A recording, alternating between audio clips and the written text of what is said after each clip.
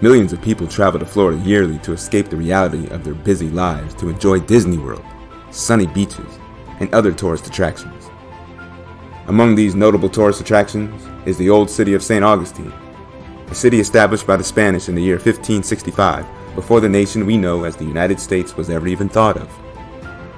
However, the millions of tourists that pass through San Marcos Castle, as well as other state landmarks, are told a history about Florida that overlooks an important chapter in history of independence, freedom, and emancipation. No, this chapter of history we are talking about is not America's War of Independence. It is not the Civil War. This is a story of America's successful slave rebellion, Florida's Maroon Wars.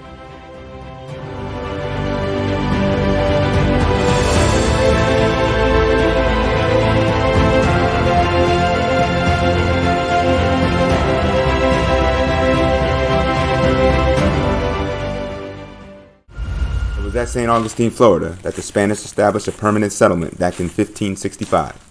And with their British rivals inching closer to the Spanish territory, with their establishment of Carolina, the Spanish were seeking all the assistance they can get in the defense of their North American territory. And we will now take our trip to that side of Florida to see what the state has to say about these self-emancipators. Right now, we are in St. Augustine.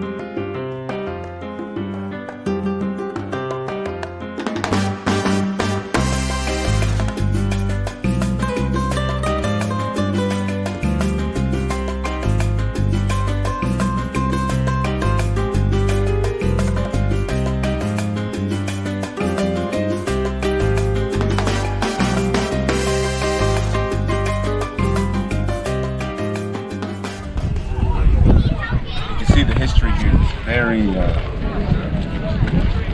dismissive of the rich African history. This is information that you got to dig up, man. You got to dig deep. You got to go to the archives. You got to read the primary sources.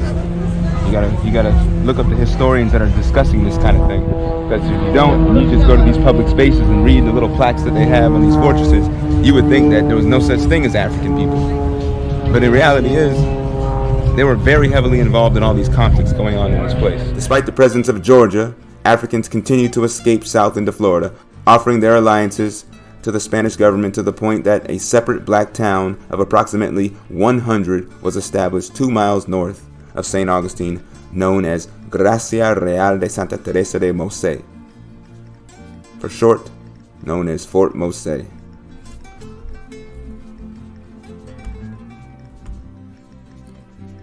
And this is where we will take our next journey.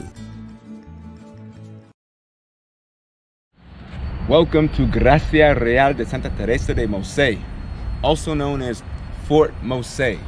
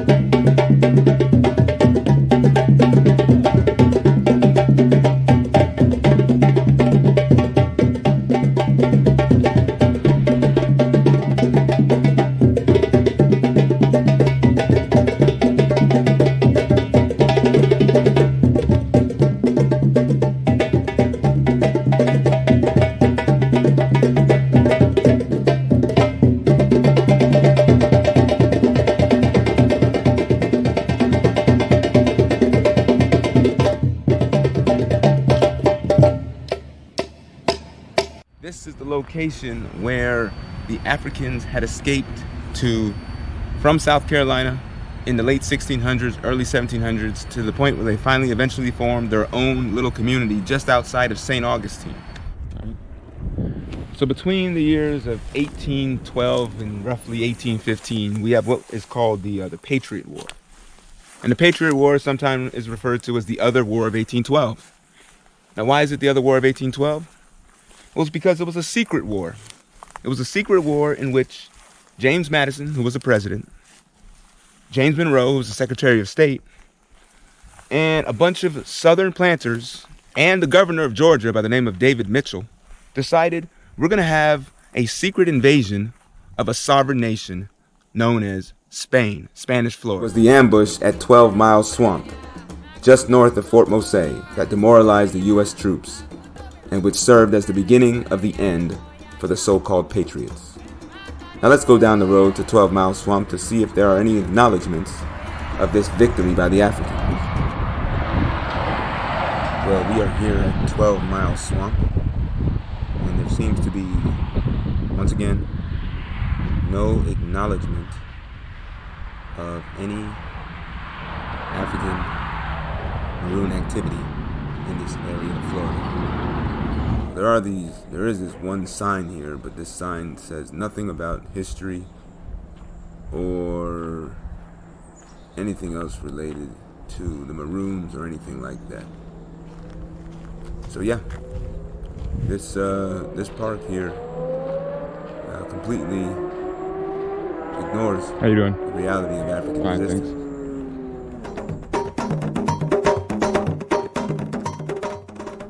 Most American accounts and media attributed the successful ambush on the U.S. troops to the Native Americans.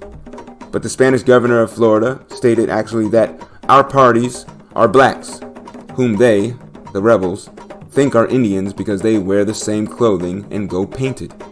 Though government officials corresponded openly about the African presence in Florida and their fight against the U.S. Marines and Georgia militiamen, the media intentionally kept this information from the public.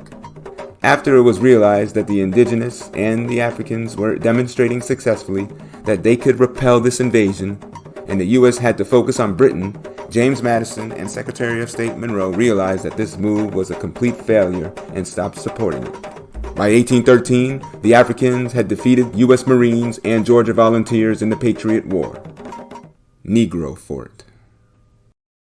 Here we are now at Prospect Bluff Historic Sites. This is where we took our next trip.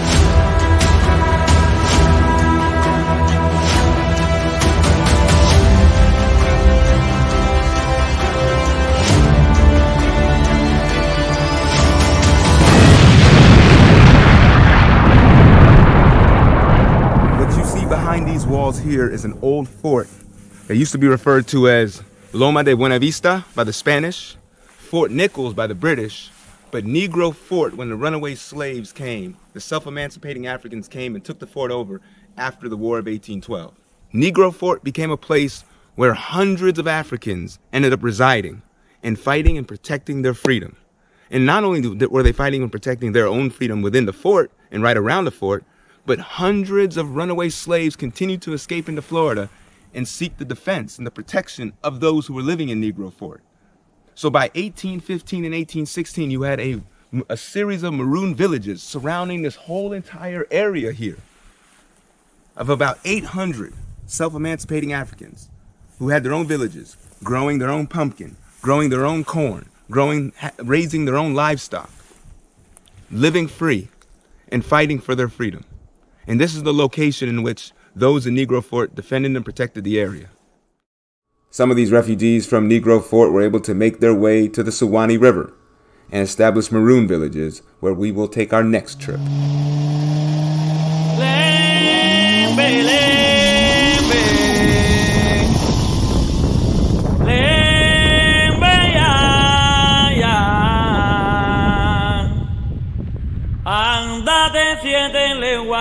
Welcome to Suwanee River State Park, the location of the Battle of Suwanee of 1818, where the Maroons of Florida battled the United States government for their freedom.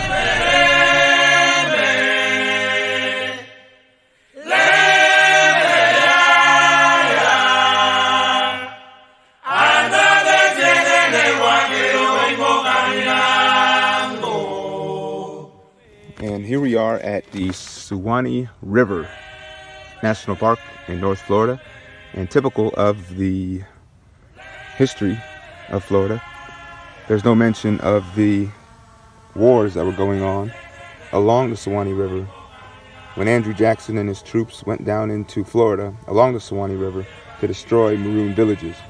Hundreds escaped farther south on the west coast of Florida to a community known as Angola, just outside of Sarasota, where we will take our next trip. El iguanado quiere yeun. El iguanado quiere yeun. Quiere yeun nado a colorizar. El iguanado quiere colorizar. El iguanado quiere yeun. El iguanado quiere yeun. Quiere yeun nado a colorizar. El iguanado quiere yeun. El iguanado quiere yeun. Quiere yeun nado a colorizar. El iguanado quiere yeun. El iguanado quiere yeun. Quiere yeun nado a colorizar. Welcome to Angola, the Maroon community that was established in the early 1800s and fell to its demise by the year 1821.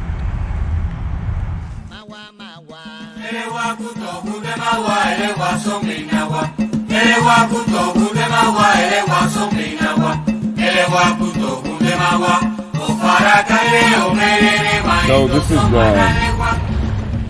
the Manatee mineral spring, and all along these banks here, all the way into there, maybe dozens of acres inland. 1821, people from here dispersed.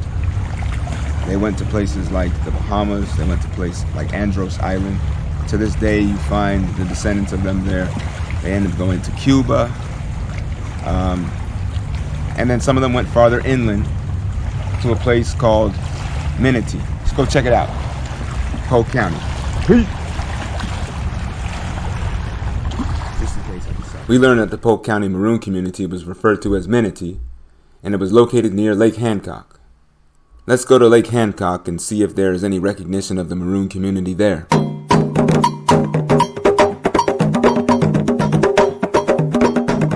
As we were driving down the road looking for Lake Hancock, and what the maps described as the location where the Manatee Maroon community would have been, we realized that the road came to a dead end.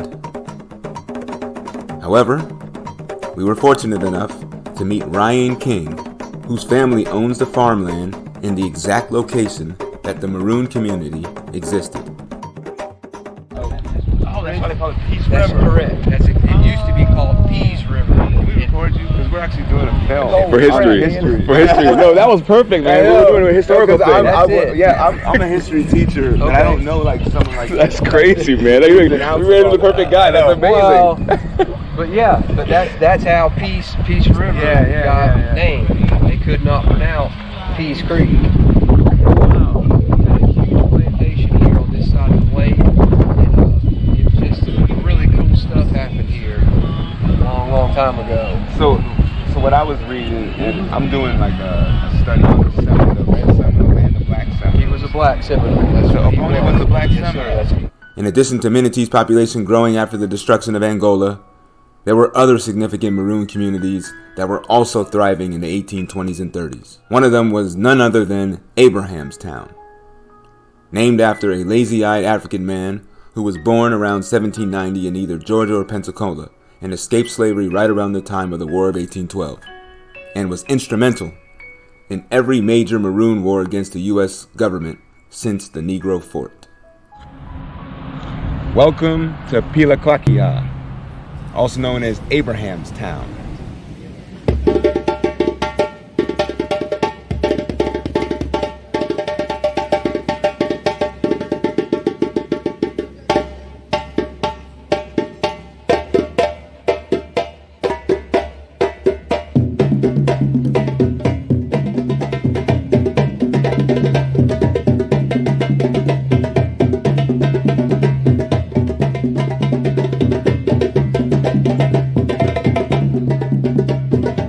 Come over here to this side. This side of the sign, this is supposed to represent where the black Seminole or Maroon by the name of Abraham once lived.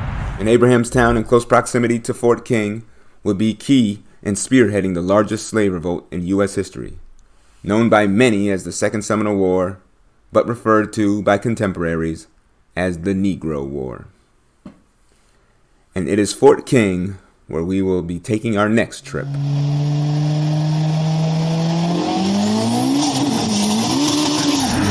Welcome to Fort King.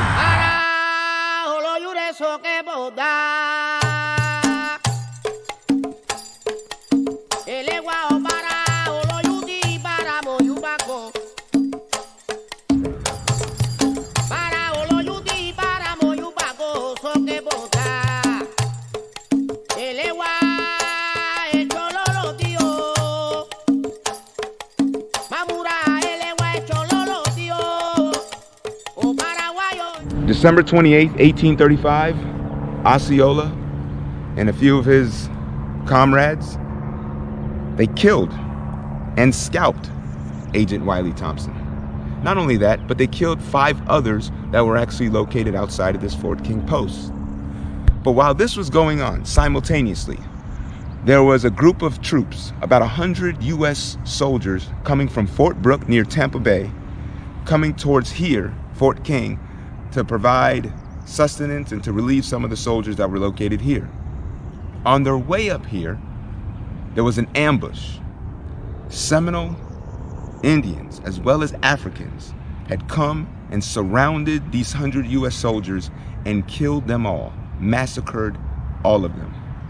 First, the Indians came up and started in this battle, engaged in the battle, and killed many of them. And then the Africans, they said 40 or 50 Africans on horseback came. We had to make a stop at the location of the Dade Massacre, about 30 minutes to the south of Fort King, in Sumter County. Welcome to Dade Battlefield Historic State Park, the location in which the Maroons and Red Seminoles massacred over 100 U.S. soldiers to spearhead the Second Seminole War.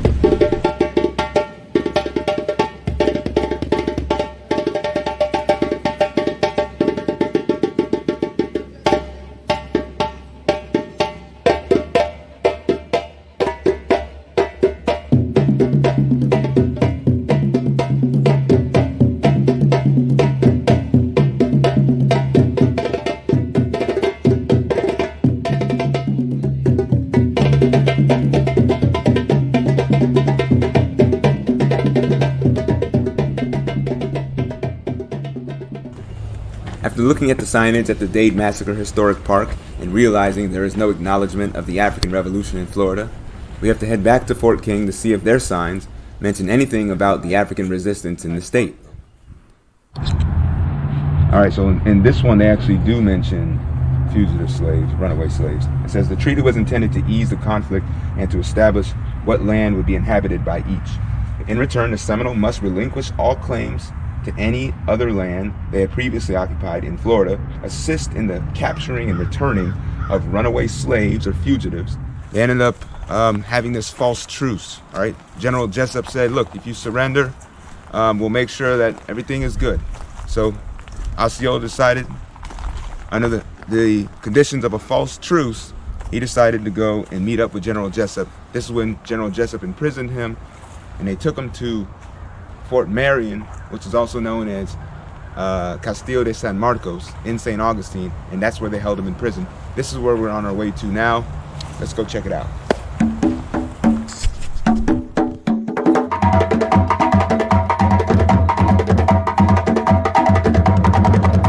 ended up happening was it was a false truce on the part of General Jessup. He deceived the Seminoles, and he ended up locking them up and imprisoning them in here, in this prison right here, in this fortress. However, this wasn't the end of the story. Even though there was about 230 Seminoles imprisoned in here, these black Seminoles found a way to get out of prison. They escaped. And to this day, historians aren't exactly sure how these Seminoles were able to escape, but they did. And they were able to continue the fight for their freedom and independence here in the state of Florida.